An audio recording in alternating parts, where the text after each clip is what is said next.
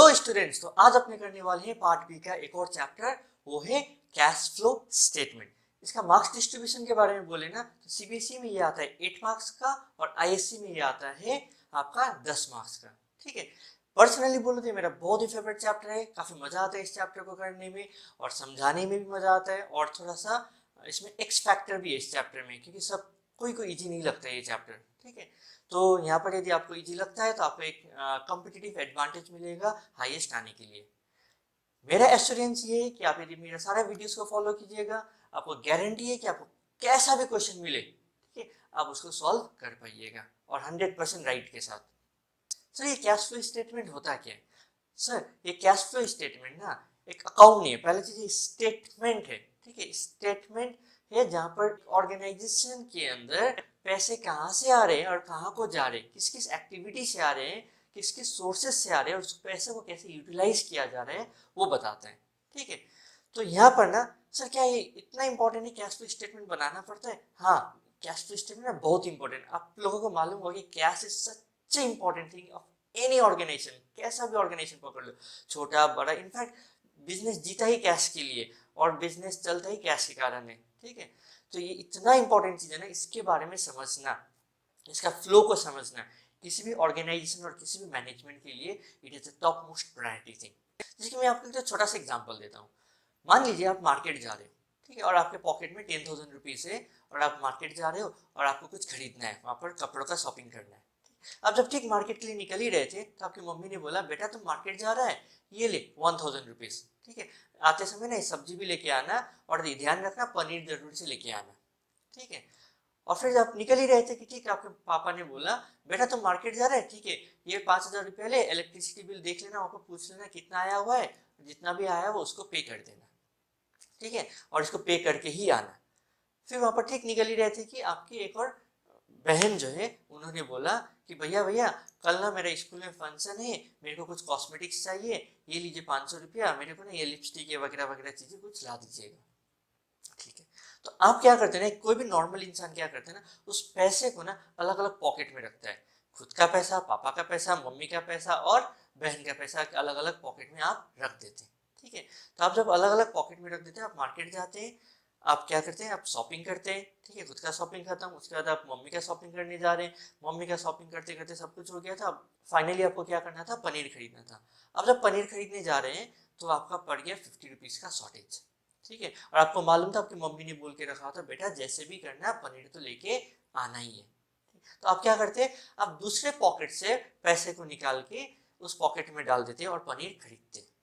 ठीक है, मान लीजिए आपने बहन का पैसा को वहां पर यूटिलाइज कर दिया।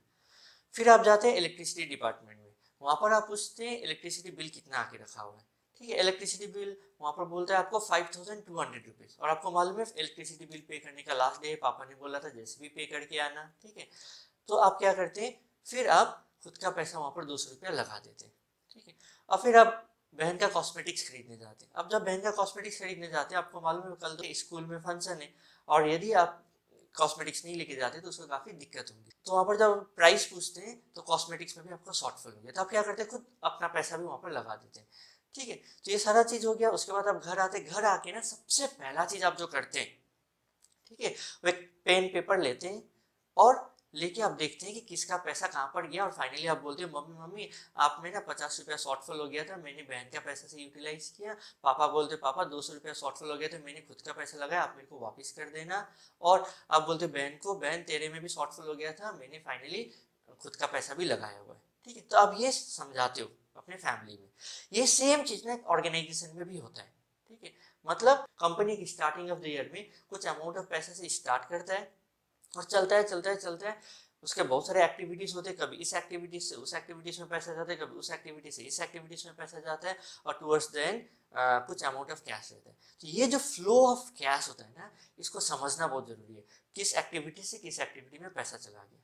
ठीक है, यदि आप ना छोटे ऑर्गेनाइजेशन की बात करो ना, इसमें कोई बड़ी बात नहीं होती है, आप हल्का सा इमेजिन करते हो, मोटा मोटी आपको पता चल जाता है यहाँ से पैसा आया था, वहां को पैसा गया था। लेकिन जब आप बड़े ऑर्गेनाइजेशन का बात करो, ठीक है, जैसे रिलायंस, इन्फोसिस, जहाँ पर paid up share capital, turnover, बहुत सारे एक्टिविटीज हो रहे होते हैं, ठीक है, वहां पर समझ पाना ना आप तो पागल ही हो जाओगे कि कहाँ पैसा आ रहा है, कहाँ को पैसा जा रहा है। ऐसा लगेगा कि आपने 10 करोड़ का लोन ले लिया, ऐसा लगेगा बिजनेस में तो कैसे कैसे बहुत अच्छा कर रहा है, लेकिन रियलिटी क्या है कि बिजनेस में तो कुछ प्रॉफिट, कुछ अच्छा ढंग का काम कर ही नहीं रहा था, वो तो बस लोन लिया हुआ पैसा था। ठीक है, तो ये सारी चीज़ को ना समझना बहुत बहुत बहुत ही जरूरी हो जाता है। जैसे कंपनीज एक्ट 2013 में ये बोला जाता है कि कंपनीज को कैश फ्लो स्टेटमेंट भी बनाना पड़ता है as a part of the financial statement. जैसे कि आपको आज तक मालूम था कि balance sheet, profit and loss बनाना पड़ता है as a part of financial statement, लेकिन कैश फ्लो स्टेटमेंट भी बड़े बड़े कंपनीज के लिए मैंडेटरी है as per the companies act 2013। आपको कैश फ्लो स्टेटमेंट भी बनाना है। ठीक है, ठीक है सर, कैश फ्लो स्टेटमेंट बनाना है, कंपनी एक्ट 2013 ने भी बोल के रखा हुआ है, बड़े बड़े कंपनीज को बनाना है, क्योंकि उनको काफी दिक्कत होती है कैश के बारे में समझ पाने के लिए। सारा कंपनीज ओके, अलग अलग ऑल ओवर इंडिया का जितने भी कंपनीज है वो अपने अपने हिसाब से बना रहे हैं। कोई दिखा रहा है कि मार्केटिंग एक्टिविटी से इतना पैसा गया, फाइनेंसिंग एक्टिविटी में इतना पैसा आया, कोई ये दिखा रहा है कि मेरा प्रोडक्शन एक्टिविटी को इतना पैसा है, सब अपने अपने हिसाब से एनालाइज कर रहे हैं। लेकिन अल्टीमेटली देखो, पब्लिक लिमिटेड कंपनी का जो बैलेंस शीट, जो फाइनेंशियल स्टेटमेंट्स होते हैं वो कहाँ पर पब्लिश होते हैं? वेबसाइट में आते हैं, न्यूज़पेपर में पब्लिश होते हैं, और जब अपने को देखने को मिलेगा अपने को तो समझ में नहीं आएगा। 10 अलग अलग कंपनी 10 अलग अलग तरीके से बना के रखे हुए, तो there came a need of accounting standard. ठीक है, इसका मतलब कैश फ्लो स्टेटमेंट बनाने के लिए ना एक अकाउंटिंग स्टैंडर्ड है। ठीक है, अकाउंटिंग स्टैंडर्ड 3। और अकाउंटिंग स्टैंडर्ड 3 में सारी चीज़ें लिखी हुई है कि सबको कैश फ्लो स्टेटमेंट ऐसे ही बनाना है, सो दैट कि ऑल ओवर इंडिया जो भी कंपनी कैश फ्लो स्टेटमेंट बनाए उसको वैसे ही बनाना पड़ेगा, उसको वही प्रोटोकॉल, वही रूल्स एंड रेगुलेशन के हिसाब से ही बनाना पड़ेगा। ठीक है, फिर ये अकाउंटिंग स्टैंडर्ड 3 में भी कुछ कुछ चेंजेस आया, रिवाइज किया गया। ये अकाउंटिंग स्टैंडर्ड 3 जो था ये बन गया अकाउंटिंग स्टैंडर्ड 3 रिवाइज्ड। ठीक है, तो इसका मतलब हम लोग जो कैश फ्लो स्टेटमेंट बनाते हैं बड़े बड़े कंपनीज के लिए तो मैंडेटरी है, छोटे छोटे कंपनीज के लिए यदि वॉलंटरीली बनाना है बना सकते हो, नहीं बनाना है it is not a mandatory. लेकिन यदि आपको बनाना है तो आपको अकाउंटिंग स्टैंडर्ड 3 रिवाइज के हिसाब से ही बनाना पड़ेगा। सर अकाउंटिंग स्टैंडर्ड 3 रिवाइज में क्या बोलते हैं, कैसे बनाना है? अकाउंटिंग स्टैंडर्ड 3 रिवाइज ये बोलता है ना, no matter what type of organization it is, चाहे वो सर्विस सेक्टर हो, चाहे वो प्रोड्यूसिंग सेक्टर हो, चाहे वो रिटेल सेक्टर हो, no matter what type of organization it is, उसके अपने बिजनेस के जो एक्टिविटीज है ना उसको 3 टाइप के एक्टिविटीज में डिवाइड करना है। सर कौन सा activities? Operating activity, investing activity और फाइनेंसिंग एक्टिविटी। ठीक है, मतलब नो मैटर व्हाट, यदि हम कोचिंग सेंटर का बात करें तो अपना कोचिंग सेंटर को भी इस 3 एक्टिविटी में ही डिवाइड करेगा। रिलायंस कंपनी का बात करें वो भी अपने एक्टिविटीज को इन 3 एक्टिविटीज में ही डिवाइड करेगा। ठीक है, कोई बैंकिंग सेक्टर का बात करें वो भी अपना ऑर्गेनाइजेशन को 3 एक्टिविटीज में ही डिवाइड करने वाला है। ठीक है, तो इसको समझते हैं। सर ये ऑपरेटिंग एक्टिविटी, इन्वेस्टिंग एक्टिविटी और फाइनेंसिंग एक्टिविटी होता क्या है, अपने पीछे से समझते हैं। ठीक है, financing activity, sir financing activity जिसके नाम भी बता रहा है फाइनेंस मतलब पैसा का जुगाड़ करना, मतलब ये एक ऐसा एक्टिविटी जो कि बिजनेस में यदि पैसा का दरकार पड़े तो वो पैसा का जुगाड़ करता है। ठीक है, कैसे जुगाड़ किया जाता है? आपने क्लास 11 में एक चैप्टर भी पढ़ा हुआ, सोर्सेस ऑफ बिजनेस फाइनेंस। ठीक है, इसका मतलब वो चैप्टर में जो भी तरीका है ना पैसा लाया जा सकता है बिजनेस में, वो सारे तरीके से यहाँ से पैसे आ सकते हैं। ठीक है, तो फॉर एग्जांपल शेयर इश्यू करके, प्रेफरेंस शेयर इश्यू करके, डिबेंचर्स इश्यू करके, बैंक से लोन लेके, ठीक है, पब्लिक डिपॉजिट्स लेके, ये सारे तरीके से आप क्या कर सकते हैं, पैसा का जुगाड़ कर सकते हैं जब जब बिजनेस में पैसा का दरकार पड़ता है और बिजनेस के पास सफिशिएंट पैसा नहीं है तो। ठीक है, और यदि इसी पैसा जो आपने लेके रखा उसको जब आप रिपेमेंट कर देते हैं, ये भी किसका एक्टिविटी है? वो फाइनेंसिंग एक्टिविटी ही है। ठीक है, क्योंकि यदि पैसा लेना एक particular segment of people handle कर रहे हैं इस चीज़ों को, ओके, कि पैसा का जुगाड़ कहाँ से करें, तो पैसा रिपेमेंट करने वाला काम भी उसी डिपार्टमेंट का होता है। ठीक है, तो इसका मतलब जितने भी पैसे का जुगाड़ किया जाए that becomes my investing financing activity. Sir आपने जो लोन लेके रखा हुआ है, जो आपने शेयर्स इश्यू करके रखा हुआ है, इसके लिए तो आपको इंटरेस्ट पे करना पड़ेगा, डिविडेंड पे करना पड़ेगा, हाँ पे करना पड़ेगा। ये भी कौन सा एक्टिविटी? Financing activity. मतलब फाइनेंसिंग एक्टिविटी में क्या होता है, सर पैसा का जुगाड़ किया जाता है। कैसे किया जाता है? शेयर्स, डिबेंचर्स वगैरह वगैरह इश्यू करके किया जाता है, इसको रिपेमेंट भी किया जाए वो भी फाइनेंसिंग एक्टिविटी, क्योंकि इश्यू भी उन्होंने किया था। और इसको जब डिबेंचर्स में इंटरेस्ट पे करते हैं, शेयर्स में जब डिविडेंड पे करते हैं, ये भी कौन सा एक्टिविटी? Financing activity. ठीक है, नेक्स्ट चलते हैं investing activity. Sir investing activity में मतलब क्या?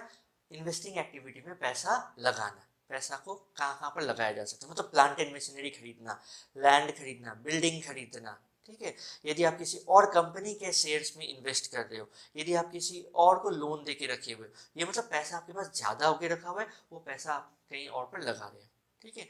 और पैसा ज़्यादा होके रखा हुआ है या आपको कुछ और एक्टिविटीज़ करना है, आपको बिजनेस को एक्सपैंड करना है, तो आप क्या करते हो, ये जो पैसा है ना वो आप बिजनेस में इन्वेस्ट कर रहे हो, ठीक है। इसीलिए इसको बोलते हैं इन्वेस्टिंग एक्टिविटी, मतलब पैसा को लगाते हैं अपने बिजनेस में, ठीक है। तो ये अपने जो पैसा को लगाते हैं, इसमें क्या होता है ना, यदि मैंने किसी कंपनी का शेयर खरीद के रखा, मेरे को डिविडेंड मिलेगा। मैंने किसी कंपनी का डिबेंचर्स खरीद के रखा हुआ है, ओके, लेके रखा हुआ है, तो उसमें भी मेरे को इंटरेस्ट मिलेगा। तो इंटरेस्ट रिसीव, डिविडेंड रिसिप्ट, ये कौन सा एक्टिविटी हो जाता है, financing activity. Machinery sold, machinery purchase, कौन सा एक्टिविटी, इन्वेस्टिंग एक्टिविटी, ठीक है। Building sold, building purchased, investing activity. Land sold, land purchase, कौन सा activity, investing activity. Goodwill purchase, intangible asset ही क्यों ना हो, ठीक है, मतलब कोई भी एसेट में जब आप पैसा लगाते हो, चाहे वो इंटेंजिबल हो या टेंजिबल हो या नॉन करेंट इन्वेस्टमेंट हो, ये सारे क्या होते हैं, इन्वेस्टिंग एक्टिविटी में आते हैं। सिंपल सा है सर, जब पैसा जाता है माइनस करो, जब पैसा आता है ऐड करो। जब आप मशीनरी को सेल करते हो ना, पैसा आता है, ऐड कर देंगे। जब आप लैंड खरीदते हो ना, तो पैसा जाता है, तो माइनस कर देंगे। सर यही करना होता है सर, कुछ भी नहीं होता sir, investing activity, financing activity में यही करना होता है, ठीक है। Next activity operating activity. Operating activity मतलब क्या, जो बिजनेस है ना, उस बिजनेस का जो मेन काम है, जैसे मेरा कोचिंग सेंटर है, तो मेरा मेन काम है ट्यूशन पढ़ाना, फीस कलेक्ट करना, यदि इलेक्ट्रिसिटी बिल, यदि मेरे पास और भी कोई टीचर है, उन लोग को पेमेंट करना, ठीक है, ये सब मेरा क्या ऑपरेशन है। किसी का बिजनेस है ट्रेडिंग का, ठीक है, कपड़ा खरीदता है, कपड़ा बेचता है, तो वो लोग का क्या हो जाता है, ऑपरेशन जो होता है ट्रेडिंग होता है, कपड़ा खरीदना, कपड़ा बेचना, वो लोग का ऑपरेशन वो है, ठीक है। किसी का मैन्युफैक्चरिंग कंसर्न है, तो कुछ लेबर को पेमेंट करना, सैलरी देना, उसके बाद प्रोड्यूस करके फिर वो लोग को सामान को बेचना, becomes the which activity, operating activity, ठीक है। इसके बारे में और भी समझेंगे अपने। ऑपरेटिंग एक्टिविटी में ना सिंपल सा बात है, सेल किया, पैसा आया, ऐड करेंगे, परचेज किया, पैसा गया, लेस करेंगे। सिंपल सा कैश फ्लो स्टेटमेंट, उतना दिक्कत वाली चीज है ही नहीं सर। सिंपल सा ये चीज करना है कि आप तीन एक्टिविटी में कौन सा एक्टिविटी, ये पता करना है। एक बार वो पता चल जाए ना, नेक्स्ट चीज क्या था, पैसा आया या पैसा गया। पैसा आया तो ऐड करो, पैसा गया तो लेस कर दो, ठीक है।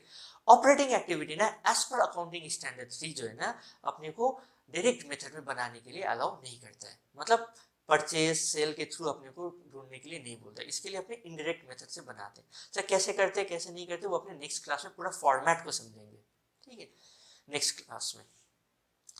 नेक्स्टली है कि सर इस कैश फ्लो स्टेटमेंट का कुछ इंपॉर्टेंस क्या है, सर बहुत सारे इंपॉर्टेंस है, आपको जैसे समझ में आ ही गया, ओके, कि शॉर्ट टर्म प्लानिंग में हेल्प करता है, कैश बजट बनाने में हेल्प करता है, ठीक है, एक trend of receipt and payment के बारे में पता चलता है, बहुत सारे एडवांटेजेस है। लिमिटेशंस भी बहुत सारे हैं, जैसे एनालिसिस ऑफ फाइनेंशियल स्टेटमेंट्स में होते हैं, ठीक है। अब नेक्स्ट जो चीज़ क्या है ना, जो एक और चीज़ अपने को जो समझना है, सर कैश फ्लो स्टेटमेंट और कैश बजट क्या दोनों एक ही चीज़ होता है, नहीं। कैश फ्लो स्टेटमेंट और कैश बजट दोनों अलग अलग चीजें। कैश फ्लो स्टेटमेंट ना पास्ट के बारे में बताता है कि मेरे पास्ट में क्या क्या चीज होके रखा हुआ था कैश के बारे में, और कैश बजट ना फ्यूचर के लिए बताता है, फ्यूचर में कहाँ से पैसा आने वाला है, कहाँ से पैसा जाने वाला है। कैश फ्लो स्टेटमेंट बनाने के लिए अकाउंटिंग स्टैंडर्ड 3 रिवाइज में एक फॉर्मेट देके रखा है, रूल्स एंड रेगुलेशन देके रखा है, जिसके तहत आपको बनाना होता है। कैश बजट के लिए कोई भी ऐसा फॉर्मेट नहीं है। Cash flow statement is a part of the financial statement, ठीक है, whereas cash budget is not a part of the financial statement. Cash budget आपको जैसे मन करे वैसे आप बना सकते हैं, ठीक है। इसमें जस्ट आप प्रेडिक्ट करें कि यहाँ से पैसा आएगा, वहाँ का पैसा जाएगा, और अल्टीमेटली फ्यूचर में क्या होने वाला है। So basically speaking, cash budget talks about the future action and cash flow talks about the past action. Cash flow statement ना एक फाइनेंशियल अकाउंटिंग पीरियड के लिए बनाया जाता है, और कैश बजट जो होता है उसके लिए कोई भी पीरियड नहीं, आप 1 महीना के लिए बना सकते हो, 2 महीना के लिए बना सकते हो, एक 6 महीना के लिए बना सकते हो, या 1 साल के लिए, जो भी आपका बजट बनाना है वो बना सकते हो, ठीक है। तो ऐसे करके अपने कैश फ्लो स्टेटमेंट के बारे में जो बेसिक कंसेप्चुअलिटी है वो अपने समझे, थोड़ा सा लेक्चर पॉइंट ऑफ व्यू से, ओके। आई होप आपको समझ में आया हो, ये काफ़ी हेल्प करेगा आपको एक फाउंडेशन बिठाने में। नेक्स्ट क्लास में अपने ना format of cash flow statement के बारे में समझेंगे, मतलब अकाउंटिंग स्टैंडर्ड 3 में कैसा फॉर्मेट देके रखा हुआ है। एक बार अपने वो समझ जाए, उसके बाद थर्ड क्लास से अपना सम्स भी करना स्टार्ट कर देंगे, ठीक है। सो आई होप आपको ये वीडियो अच्छा लगा हो, एंड ये मेरा गारंटी है आप आने वाले दिनों में ये 4-5-6 क्लासेस यदि आप देख लेते, मेरा श्योर शॉट 100% गारंटी है, एश्योरेंस है कि आपको जैसा भी क्वेश्चन दे आप उसका आंसर 100% राइट निकालिएगा, ठीक है। सो इसी के साथ बाय बाय, थैंक यू।